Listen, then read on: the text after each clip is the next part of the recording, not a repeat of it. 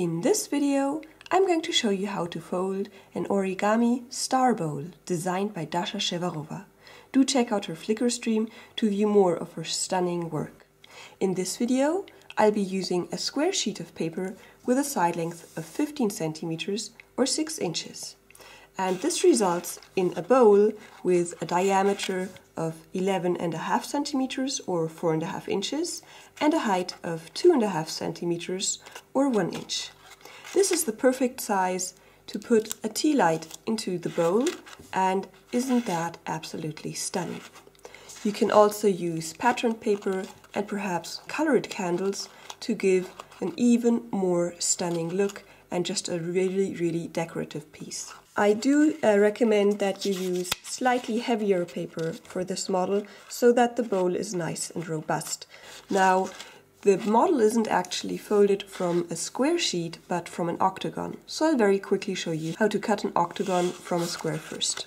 We're going to fold in half point to point to crease the diagonal, and all of the creases we're creating now will actually be necessary for the final model. Unfold, rotate, and crease the second diagonal. Unfold, flip over, and then fold edge to edge. Do try to work precisely here, because then you will get a very regular octagon. Rotate, and again, crease in half.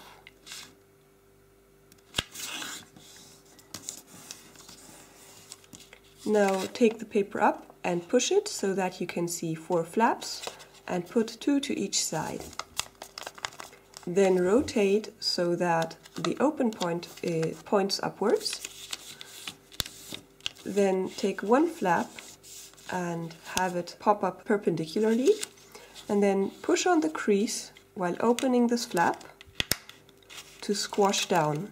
Ensure that while aligning this crease line with this parting, that the parting is closed so that there is no gap here. And make a crease on the right and the left. Flip over and repeat with the second flap. You have to repeat this 4 times, once on each flap.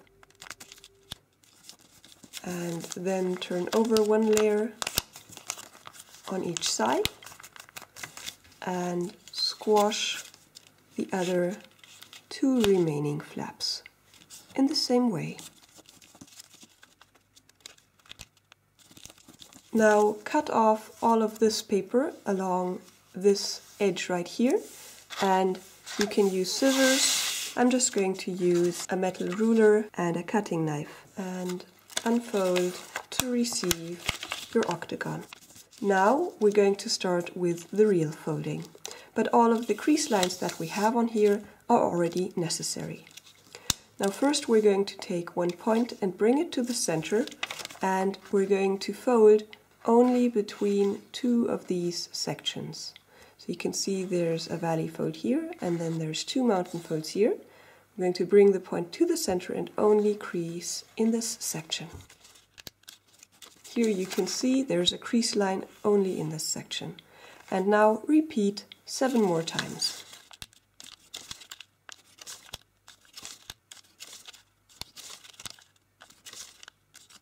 Now we created an octagon inside that larger one. We're going to create another octagon by now taking an edge and bringing it up so that these 2 points lie on these 2 points of the octagon we just creased.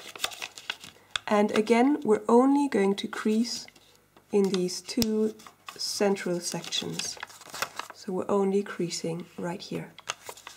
And then again, repeat in total 8 times to get an octagon.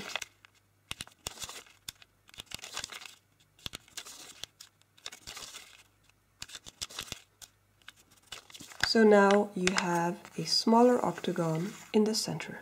Now this creates some shapes, and we're going to refer to them to little houses and big houses. Here you can see crease lines that form a small, oddly shaped house, and the same structure is visible right here. And we're going to add straight edges for the walls, and then we're going to change the angle of the roof. So for this, we're first going to fold in half so that you have points meeting. Can you see that here? We're folding between 2 points, and we have a point in the center. And here again you can see that small house structure. Now we're going to add a straight line by taking this edge right here, starting in from this point, and aligning it with the top of the roof, and then creasing just inside this small area. So I'm starting a crease in this point and aligning the edge with the top of the roof to crease. And we're going to do that 8 times, and we always need to use the right side to align because the direction of the creases is important.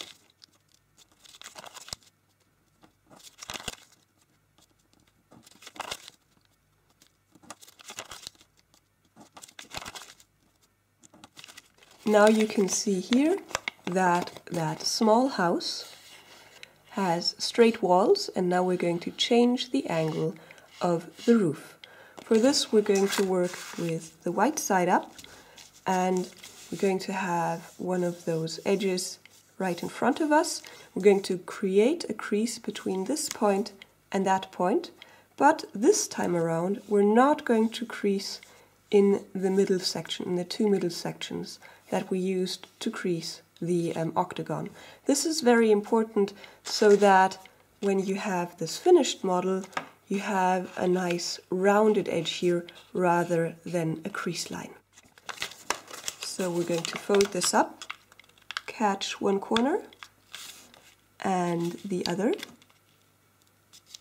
and then pull it straight by putting a lot of pressure and pulling outside to get a nice straight edge even though you're not creasing the center, and then only crease here, leaving this area untouched. And repeat 7 more times.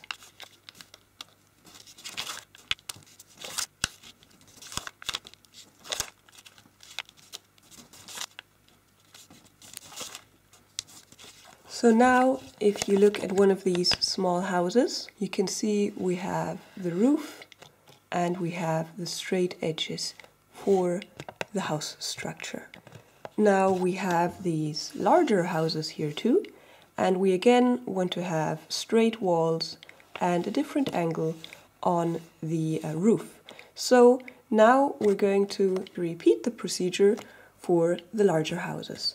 For this we're going to first do the straight edges. So we're going to fold this time in half so that we have an edge in the top, and we're folding in half one of the edges, and then we're going to take this edge and we're going to align it with a crease line we've got right here, and make a crease and continue until you've creased all of these sections.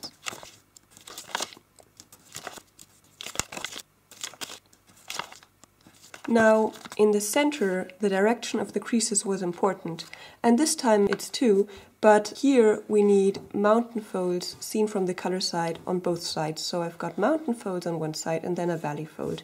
Always on each of the houses a mountain fold and a valley fold. So we're going to change each of the valley folds into a mountain fold by just pinching and then pressing into a mountain fold shape.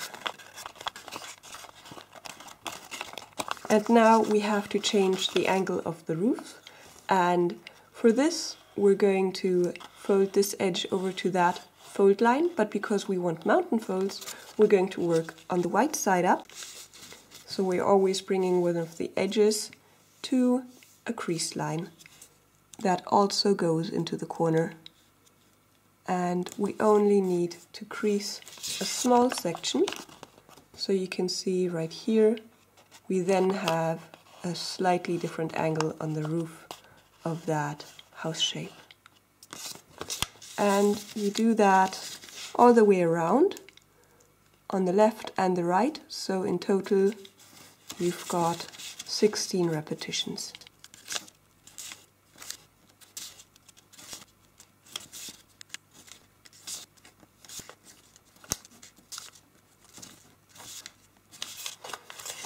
So now the pre-creasing is done. We're first going to now fix the locking mechanism. Then we're going to collapse the center, and then we're going to put the locking mechanism back into place, and then we're done. So first, for the locking mechanism, we're going to look at one of these edges. We have crease lines that start in the points that go out, which we just created, and then some next to it too. And then we have this point right here where these creases meet, and there's a straight crease right there. So we're going to go along the straight crease and the one next to it. And we're going to do this by pushing this together and then pushing over the paper. So you can see that there's a point that goes inside right here, and you have this action right here. And then you're going to fix this with one finger, or with two fingers, I suppose, a thumb and a finger. And then you're going to bend one section of the paper to the back, leaving this section of paper open and loose, and the other one. And then you have to go inside and loosen that paper a little so that you can squash it down. Now you can try this with your fingers. You just have to be very careful, always pushing just a little, until you can see that paper has opened up nicely. And then you squash that paper down so that there is a very strong crease here. And then that section is prepared, and you can unfold it again and move on to the next section. Now, if you find it hard to open the paper, or if you're using very small paper, then you can use a tool, for example a toothpick. So just seen from the back, again you fold over and then you fold those two sections to the back, and then you have to open that paper here. And if you want, you can try and go in with a tool to open this. And at this size I still find it quite doable, but you may already want to use a tool, and sometimes the paper gets stuck a bit more, and then I also prefer using a tool. So again, folding to the back on one side and the other, and then if you weren't to use your fingers but a tool, you can go in here to open that up nicely, so that you really catch that point, and then go inside with your finger and then press flat to make very strong creases here, because this is the lock, and while you're locking all of the sides, they may come apart just a little bit. Once you've completed the model, it's actually quite stable, but you know, in that collapsing stage, it really helps when you do these pre-creasings and also when you make them very strong.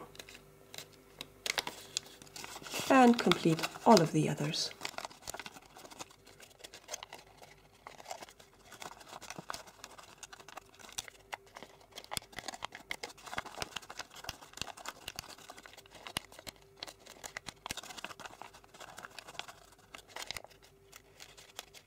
Now, once you've done this lock all the way around, we can continue and collapse the center and then refold those locks.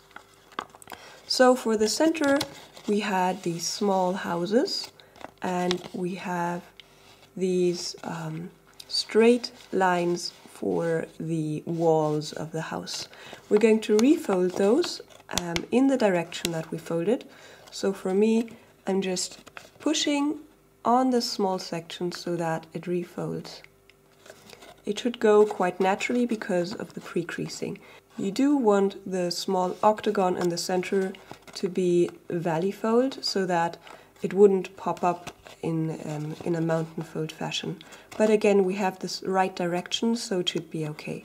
So I'm pushing this, and then you can see this section of paper here, and we want to open it up a little. So you can see this is still folded, and I'm opening this up, and I'm fixing this paper so it doesn't unfold by simply putting my index finger on it. Can you see that? It's just there, and I'm opening it, and I'm keeping that finger there. And then I'm going to pinch right that section to add a small crease. Like this. And then I'm going to go to the next one. I like to work in a counterclockwise fashion, and here just really be careful that you get that nice valley fold structure in the center. So I've got this collapsed, I'm opening it up all the way, and then pinching, and moving on to the next one.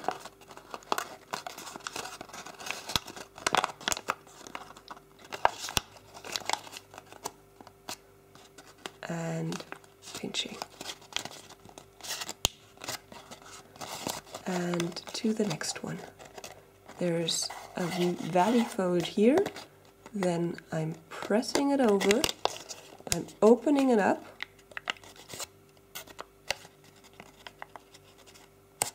there you go, and then I am pinching right there.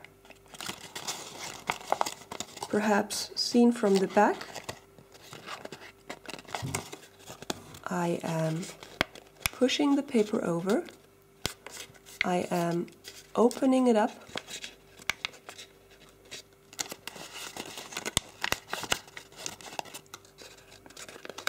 and I am pinching it.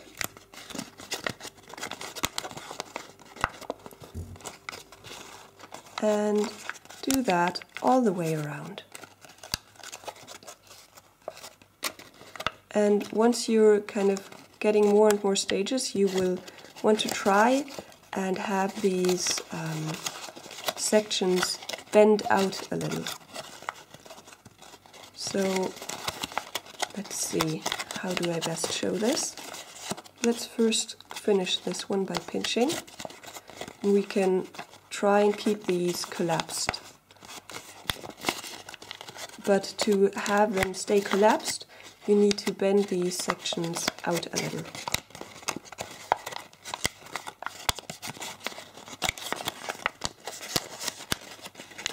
So you're bending them out.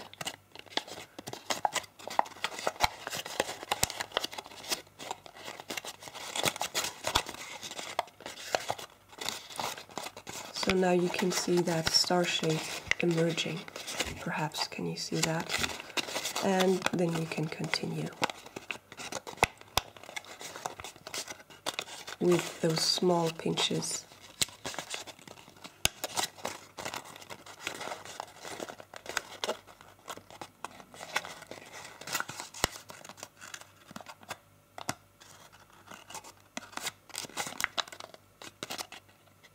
There you go. And now we need to lock the model. So we're refolding those locks that we did before. Ensure that this is a full valley fold, that folded over to the side you did before, and fold together. And now, to make it really easier so that they don't come undone too much, you're going to make a very strong mountain fold here. So that this here is folded in half. And now you really have to be careful that this bends to the outside and not inside. At this point you actually may want to squeeze in here to get nice soft bends, so that you don't add extra creases here while locking. And you can again go around once you have locked the model. So once you've got that, you just go back to that one section that's locked and then continue with the next one. Always having a full valley fold here, folding it over and then collapsing back that small squash fold we had, and again make a strong mountain fold and ensure that this is tilted to the outside, else it will be hard to finish collapsing, or perhaps I could even say impossible. And again you're refolding that squash and making a strong mountain fold here.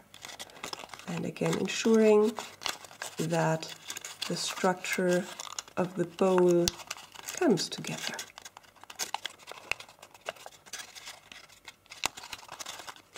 Just sorting this out a little so that you get a nice bowl.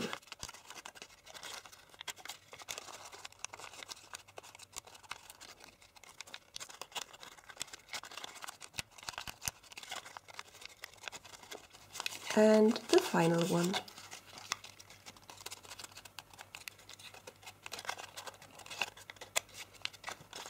Now your bowl is pretty much finished.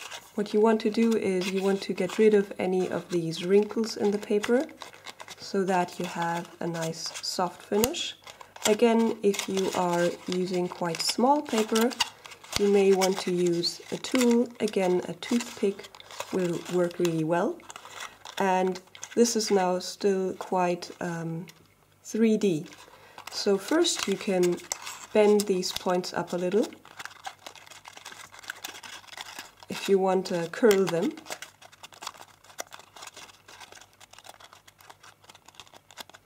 So that's a little better already.